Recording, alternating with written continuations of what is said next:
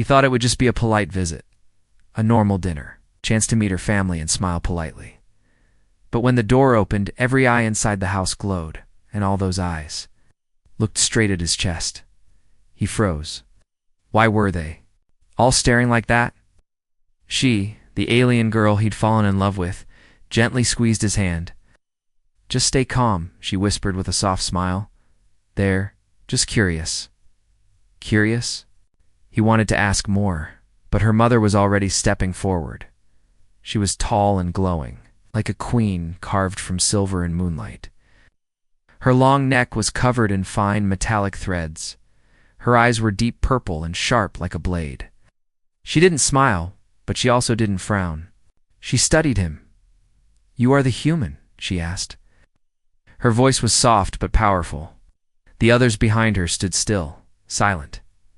He cleared his throat. "Yes, ma'am, I'm honored to meet you." The mother nodded. No smile, just a slow, cold nod. "Come in." The house was beautiful. The floors were smooth glass that glowed with soft light under his feet. The walls pulsed gently, like the whole home was breathing.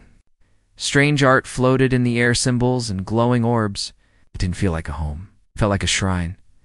As they walked through the long hallway, he noticed others watching from different rooms. Some younger girls, a few older men, had the same glowing eyes. None of them smiled. His girlfriend, still holding his hand, was glowing slightly too. Her skin shimmered with pride. "They've never met a human before," she whispered. "They don't know how to act around." "I can tell," he said quietly, forcing a nervous laugh. "Soon." They reached the dining room. The table was wide and low, surrounded by cushions instead of chairs. Soft music played from the ceiling, something slow and echoing like wind in the trees. Platters of food were already placed, all fruits, glowing meat cubes, and clear bowls of purple liquid. But no one touched anything. They all sat. He sat too, trying to relax his shoulders. The eyes returned, watching him like a rare animal. One girl whispered something to another, then both stared directly at his arms. His girlfriend sat beside him. "Breathe," she whispered. The silence stretched. Then her mother finally spoke again. "So, you think yourself worthy?" He blinked. "Worthy? To be her mate," the mother said calmly. He looked at his girlfriend. She gave him a tiny nod. "It's okay. Just answer." "I care about her deeply," he said. "I respect her." "I didn't know there was a test." Now the mother finally smiled, but not kindly. "Everything is a test." The others chuckled. It wasn't friendly. It was amused, like he'd said something childish. "Eat," the mother said. He reached for a fruit. "No," she said. "Eat only after the bond is judged." "Bond?" he asked again, his voice thinner. The room dimmed slightly. Someone dimmed the lights, or maybe the walls did it on their own. Her father, who had said nothing so far, finally leaned forward. His voice was deep and slow. "Have you touched her mind?" "What?" the human asked, confused. "Have you linked?" The father repeated. I don't know what that means," he admitted. The older man sat back, silent again. The girl beside him finally spoke. "He's not trained. He doesn't even know what linking is." "Then how can he be ready?" another voice asked. Deeper, his girlfriend stood up. "He has heart," she said. "He has courage. He's not like others. Doesn't run from our kind. He stays." Her mother tilted her head. "He stays because he doesn't know what's coming." The alien girl clenched her fists. "Then let him know. Let him prove himself." Now everyone turned to the mother. She nodded slowly. "Very well. He will be tested." The human looked around the table, his heart pounding.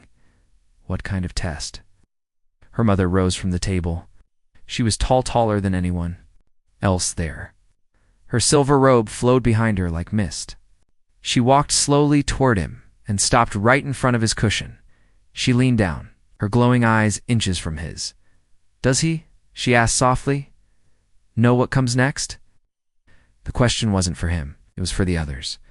But she never broke eye contact. He felt cold sweat on his back.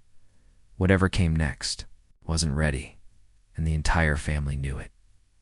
Asterisk, he followed them without a word. walking behind her mother as the family watched in silence.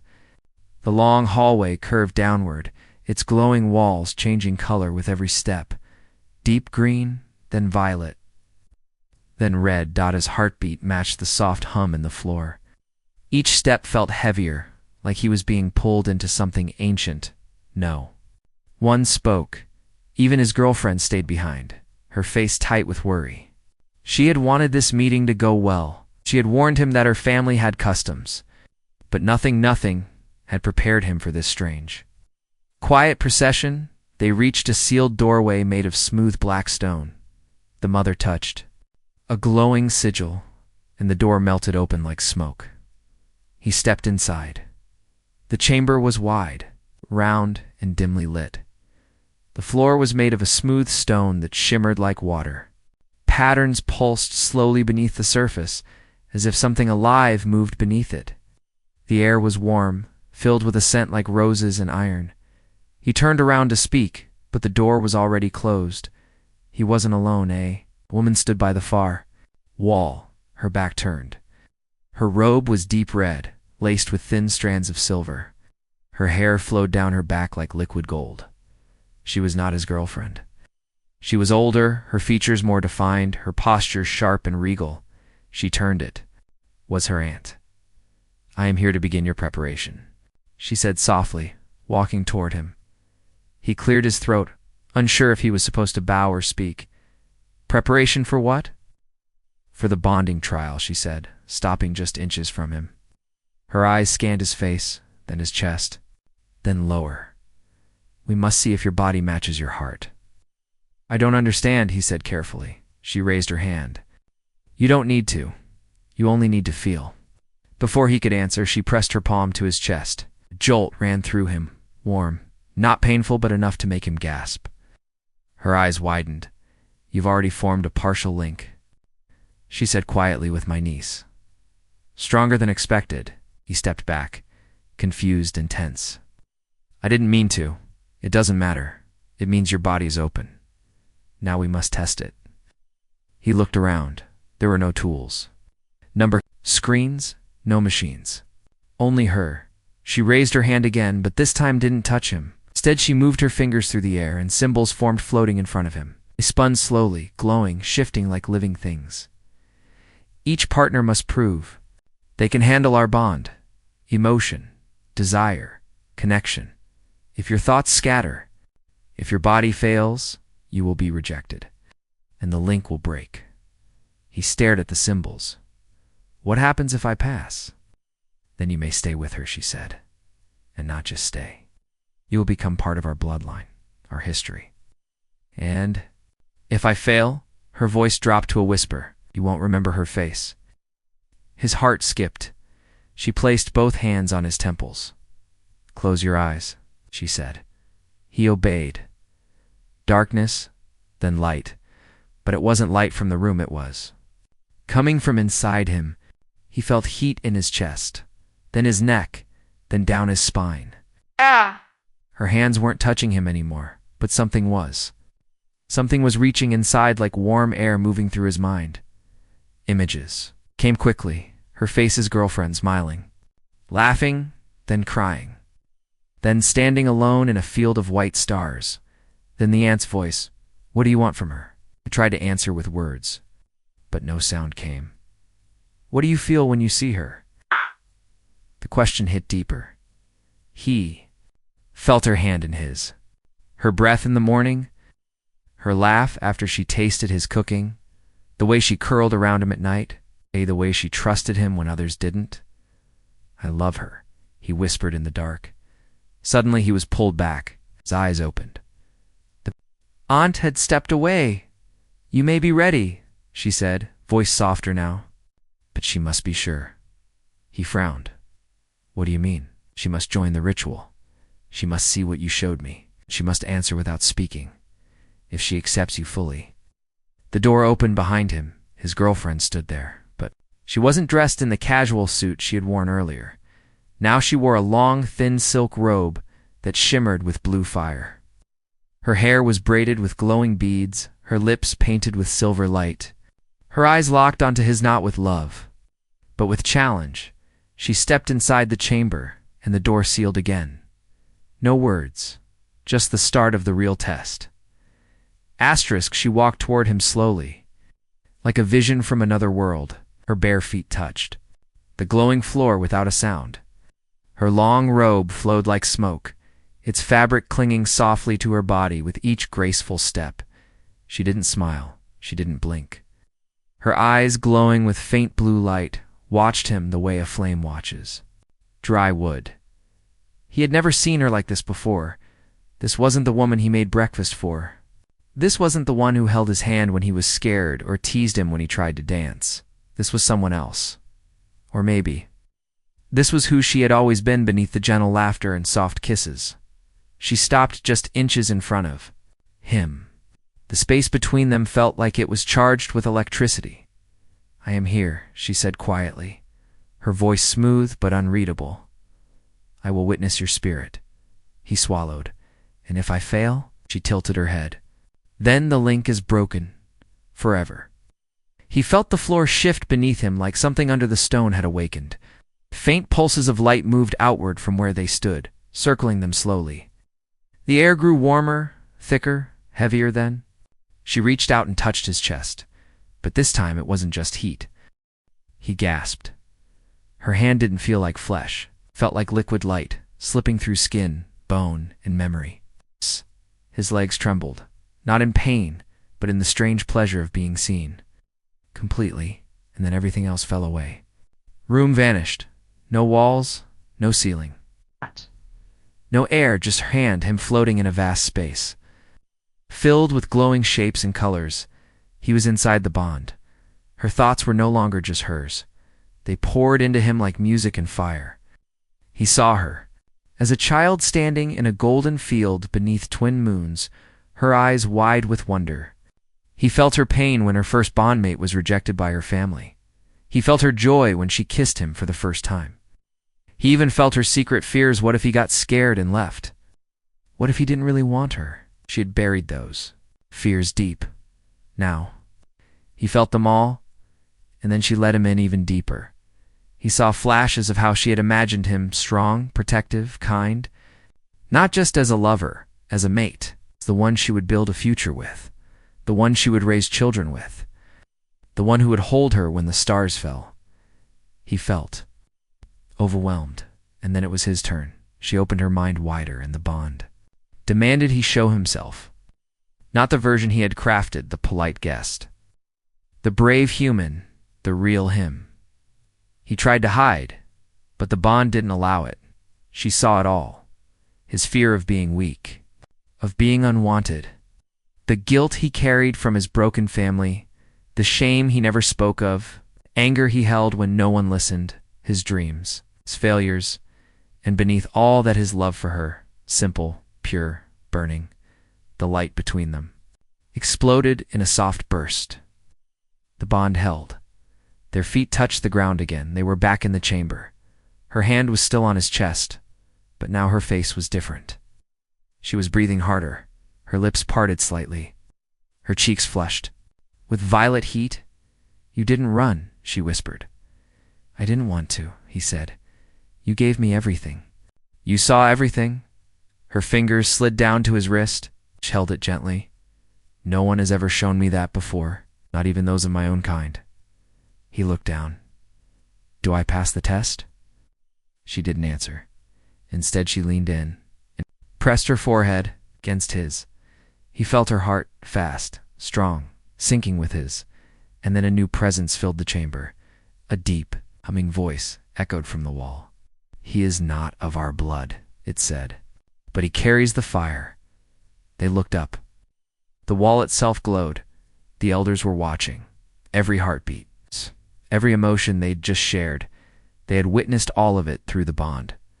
The wall flickered again. A different voice older. Sharper. "The fire is only part of it. He must still prove he can bear the weight." His girlfriend turned toward the wall, defiant. "He held me in his spirit. He did not hide. That is more than many of our own have done." Silence followed, and then the chamber lights shifted. The floor beneath him lit up in a pattern of red and gold. He had passed this part, but the voice returned one last time. He is linked now. The bond is alive, but the trial is not yet over. A door opened, cool air rushed in from beyond. His girlfriend took his hand, her fingers trembling now. "There's one more thing," she said softly. "What?" She looked at him, eyes wide. With something like fear and desire, "They want to see if your body can handle what your soul has chosen." Asterisk, he stepped through the doorway, holding her hand tightly, though his palm was slick with nervous sweat. The corridor beyond was darker, colder, like the warmth from before had been taken away on purpose. The walls pulsed with slow, steady light. Red, then white, then red again. It felt like a heartbeat. Or a warning. His legs felt heavier with every step. She didn't say a word. Her grip never loosened, but her eyes stared ahead, locked on something he couldn't see yet. He wanted to ask her what was coming next. He wanted to stop and catch his breath. But deep down he knew. He paused now, if he hesitated even for a second, they would know. The walls gave way to a large open space. It wasn't a room. It was a circle-wide, perfect echoing.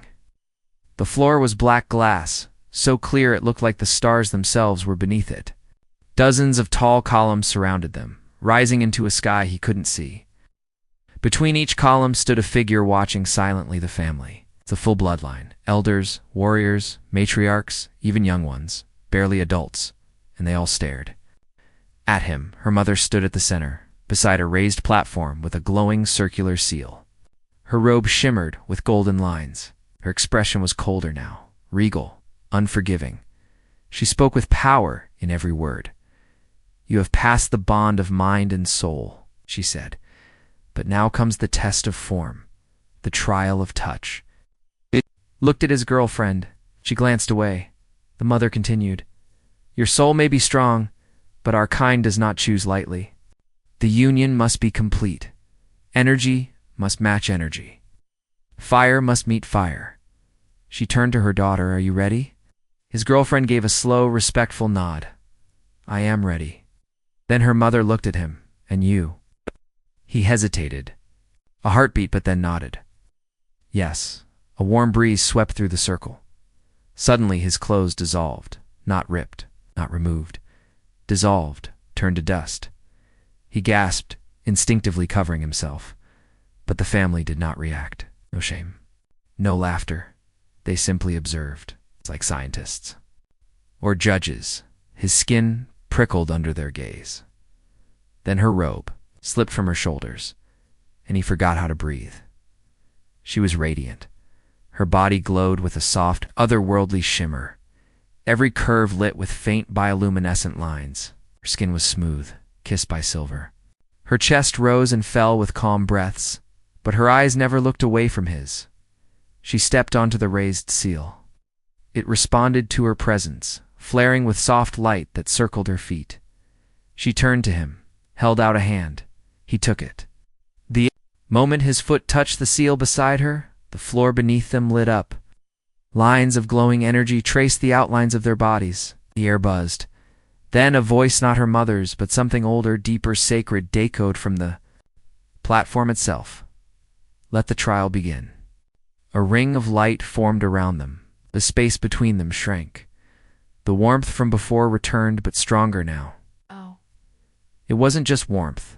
It was pressure, sensation, hunger. His breath caught as her hand slid up his chest. Her touch wasn't. Like before, it burned. Not painfully, but with fire that crawled beneath his skin. Every nerve felt alive. Every heartbeat roared in his ears. The light beneath their feet responded, pulsing with their rising energy.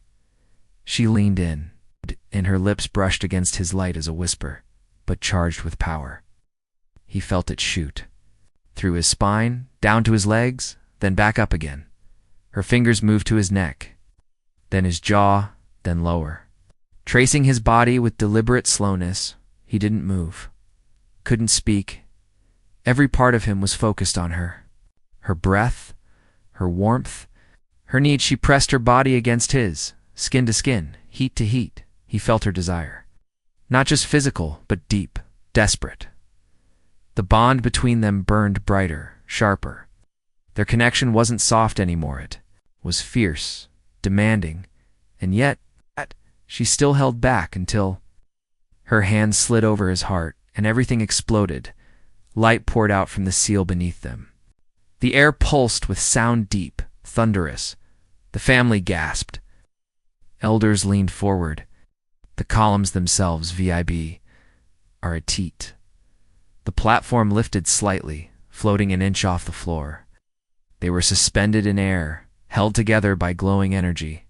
Their bodies locked in an embrace, their eyes locked in a gaze of pure need. And then the final test began. Not of strength, not of control, but of surrender. He had to let go, completely open himself. Offer his pleasure, his love, his vulnerability, without holding anything back. Because if he did, she would feel it. If he didn't, she would know. He trembled, but gave in, and she felt it. Her lips parted in a soundless gasp. Her body arched. Against his, the ring of energy around them turned violet. A single voice, soft but final, echoed through the hall. He has matched her. The platform lowered. They stepped back, breathing hard. Hearts racing, the family said nothing, until the mother finally spoke. Then we accept him. But before he could even exhale in relief, her father stepped forward and said in a cold voice, but now he must face the fire. Asterisk, the words struck him like ice. Face the fire. He didn't understand at first. His mind was still spinning from what had just happened on the platform. His skin still tingled where she had touched him. The bond between them was alive. He could still feel her heartbeat echoing through his chest. But that one sentence spoken by her father cut through everything. The fire. He looked at her. She didn't speak, but her face changed. Her expression shifted from relief to fear. Not panic. It's not surprise. Fear. Quiet. Respectful fear. The kind that came from something old. Something unbreakable. She slowly turned to him, her voice barely a whisper. It's their final right. The judgment of the ancestors. It's not about us anymore. The platform beneath them faded, disappearing into the black floor. The circular chamber grew darker. One by one, the glowing columns dimmed. The family stepped back, merging with the shadows. Only her father remained in the light. He raised a single hand. The floor opened. A circle of fire emerged, blue flames spiraling upward, forming a tall ring like a doorway made of living heat. It didn't burn like normal fire. It shimmered, danced, whispered in a strange language. The human couldn't understand. He stepped back instinctively. Her father's voice echoed once more, deep and unshaken. This flame was passed down from our first matriarch. It sees past the flesh, past the bond, past the desire. Judges what remains when all else is stripped away. Most alive, almost alive. Enter it, the father said, and face your truth. He didn't move, neither did she, but her. Hand found his. Her grip, though shaking, was firm. You don't have to do this, she whispered. You've already proven more than any outsider ever has. You can walk away. Right now. But he didn't answer. He was staring into the flame. It wasn't just fire. It was memories. Flashes of her laughing, crying, reaching for him. Flashes of her family, cold watching, powerful. Flashes of himself alone, doubting. But inside the fire, all of it twisted, turned. Was this what they meant? Would it show the parts of him he hated, or the parts he didn't even know? He took a slow breath, then stepped forward. As soon as his foot crossed the boundary of fire, the heat vanished, replaced by silence. Utter, complete silence. The world disappeared. He was floating or falling, or both. He couldn't see the chamber, couldn't see her, couldn't even feel his body anymore. Only his mind remained, bare, open, drifting. Then, the voices began. Not loud, not clear, but familiar. You don't belong here. You're just a human. She'll leave you eventually. You'll fail her. It came from all directions, each whisper cutting deeper than the last. He tried to shout back, tried to fight, but there was no mouth, no hands, just thought, and the thoughts were drowning. More images appeared, his worst fears. She leaving him, turning cold, walking away, her family rejecting him, laughing him alone on a ship drifting in space. It's forgotten. But then another voice entered, softer, stronger. It was hers. You're not weak. You stood beside me when others ran. You reached for me when I was afraid. You gave me your truth. Her voice cut through the others like a blade of light, and with it came warmth. Not from the fire, but from memory. He saw her eyes when she first saw Earth's ocean. He felt her laughter when she learned to cook in his tiny apartment. He remembered the time she cried, and he held her, not knowing what to say, but knowing. She didn't want words. That was the truth, not the fears, not the doubt. This love. This choice was the truth he carried, and the fire felt it, responded. The blue flames turned gold, then white, then lifted him gently out. He collapsed to his knees outside the circle, gasping for breath. The flames behind him faded to ash tor. Family stepped forward again, but not with judgment now. With silence. With stillness. Her mother approached. Lifting his chin, she looked into his eyes, searching deep, then nodded once. The fire did not consume you. It accepted you. Her father stepped beside her. You are bound now, in soul, in blood, in legacy. His girlfriend rushed to his side, wrapping herself around him, holding him tightly. She whispered into his ear, voice trembling, full of emotion. No one's ever made it through all 3 trials. Not even my cousin who trained for 10 years. He couldn't answer. He just held her, and the chamber around them echoed with one final sound. The sound of the ancestors. Bowing asterisk, he woke to soft breathing beside him. The chamber was gone. The fire was gone. The eyes, the judgment, the pressure, all of it had faded. Now, there was only her. She lay curled against him on a bed made of woven light and silk that shimmered like moonlit water. Her arm was draped across his chest, her bare skin warm, pulsing faintly with that alien glow. Their legs tangled beneath the soft fabric, their bodies still humming from the trials. But what struck him most was not the comfort. It was the silence. For the first time since he stepped onto her planet, everything was quiet. No tests, no voices, no FL Moses, no judgment, only her heartbeat. And his, she stirred slowly, her eyelids fluttering open. Her glowing eyes found his. You're still here. I wasn't going anywhere, he said softly, brushing her hair back. She smiled, but it was tired. Touched with something heavier. You passed every trial. Do you know what that means? That I can finally eat something? He joked weakly. She laughed. Then her face turned serious. It means they can no longer question your right to stand beside me. You're not just my partner now. You're one of us. He hesitated. So that's it? No, she whispered. Now comes the hard part. He frowned. Harder than being judged by fire? She sat up slowly, the sheets falling around her waist. Her body was covered in fine symbols, now runes, that shimmered with golden light, spiraling across her back and chest like a living tattoo. They hadn't been there before. They're part of the bond, she said, catching his gaze. Marks of acceptance. But not just for me. She reached out and touched his chest. His breath caught. A mark glowed beneath his skin, right over his heart. Faint, but alive. A single symbol, pulsing in time with his heartbeat.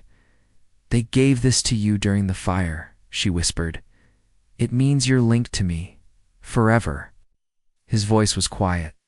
What if I fail later? She looked into his eyes. Then it burns. He stared at the mark. Not out of fear, but out of awe. The weight of it settled in slowly. This wasn't just about love anymore. It wasn't even just about passing a test. This was blood, culture, legacy. They were bonded now in a way that Earth could never understand. Suddenly a soft chime echoed through the room. The walls pulsed. She stiffened. "They're calling us." "What?" he asked. She stood, wrapping herself in a flowing silver robe that clung to her curves. "For the offering," he sat up. "Is that another test?" "No," she said. "It's tradition, a celebration, a gift to us and from us." They walked through a new corridor, now bright, warm, lined with glowing vines that shifted as they passed. The space opened into a vast ceremonial chamber. Thousands of glowing crystals floated in the air. Soft music filled the space, deep and otherworldly. Her family stood in a wide arc, around a tall pedestal at the center. On the pedestal sat a single object, a golden orb, humming with power. "This," her mother said as they approached, "is the seed of flame. It has passed through generations. It recognizes only those who are truly bonded." His eyes narrowed. "What do we do with it?" his partner answered. "We give it part of our essence." He looked at her, then at the orb. "How?" She took his hand, guiding him to the pedestal. The family watched in perfect silence. No one blinked. No one moved. She reached out first, placing 2 fingers on the orb. It glowed brighter, almost quivering under her touch. Then she looked at him. He hesitated, just for a second, then placed his fingers beside hers. The orb exploded in light. A golden pulse burst outward, washing over the entire room, and suddenly he saw everything, every memory she had, every emotion, every pain, every desire, and she saw his. The orb wasn't just taking a piece of them, it was showing them to each other, fully, completely.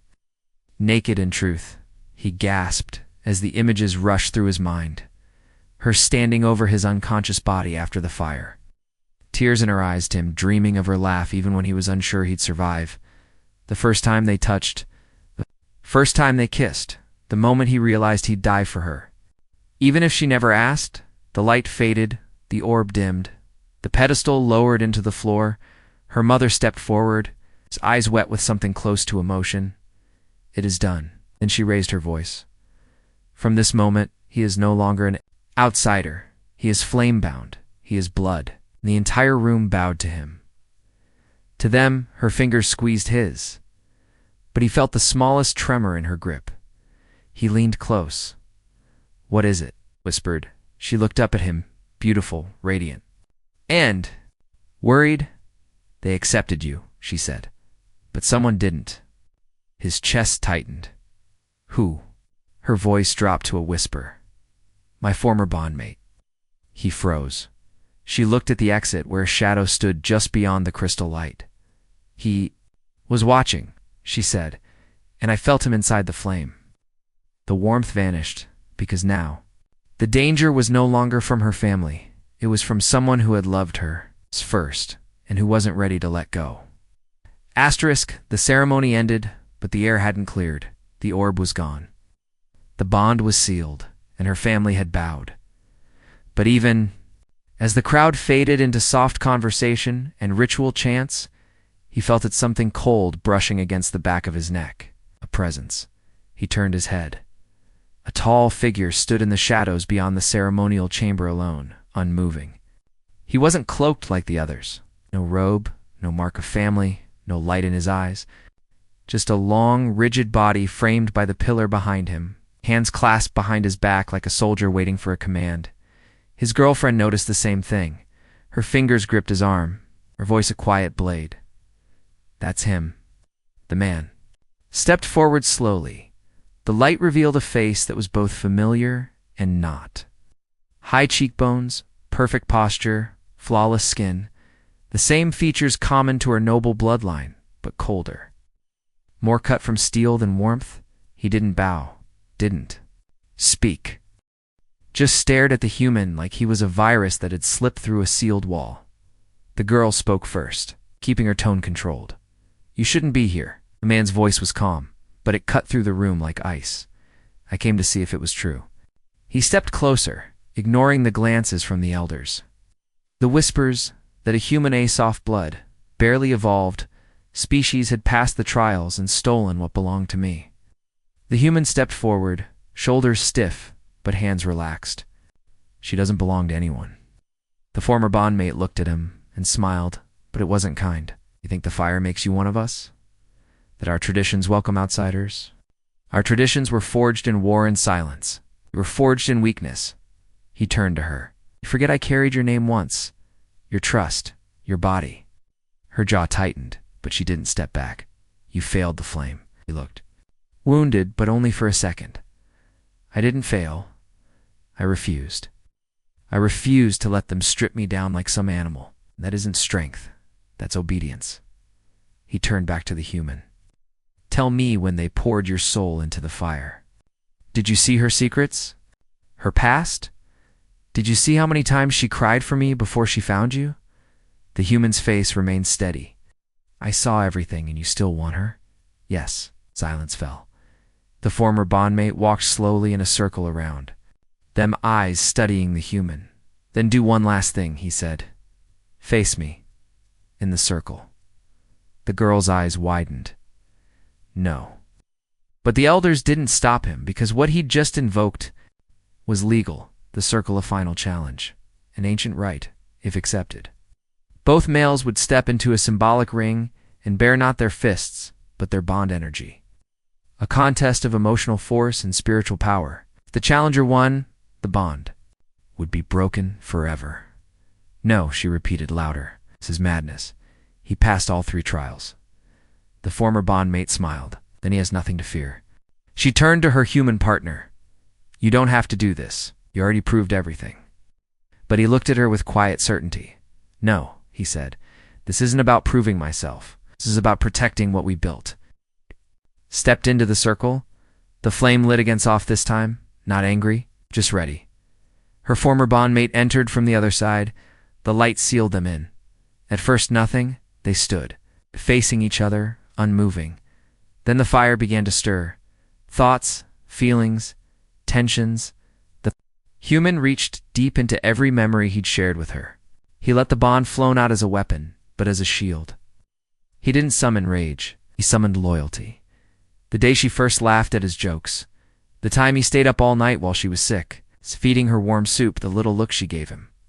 When she thought he wasn't watching, he poured it all into the flame, and it roared in response. His opponent, by contrast, burned with pride and pain. With possession, regret turned violent, but the flame knew the truth. Desire born from loss is weaker than love built on truth. The former bondmate pushed harder. His power surged. The light twisted and flashed. The human nearly staggered. But then he saw her watching, tears in her eyes, hands clenched, lips parted, and he remembered what she'd said. No one had ever made it through all 3 trials, till you. He stood tall and gave the flame one final gift. His surrender. I love her, he said aloud. Even if you strip this bond from me, even if I walk away right now, I'll still love her. I won't fight to own her. I'll fight to deserve her. The light burst. The circle exploded in golden flame. When the light faded, the human was still standing. His opponent was not. The challenger fell to one knee, chest heaving, light dimming from his eyes. The flame sealed this judgment. The human had not just won. He had humbled a bloodline heir. Silence followed, until the eldest matriarch stepped forward and raised her voice. Let it be known, the flame has chosen. The bond stands. The outsider is no more. The crowd bowed. She ran to him, throwing her arms around him, holding him like she'd never let go. And in that moment, nothing else mattered. Not the fire, not the history, not the legacy. Only them, bound not by rules, but by choice. Not by blood, but by heart. And when they left that chamber hand in hand, every head turned, because for the first time in their long and perfect history, an outsider had walked into the flame and became family.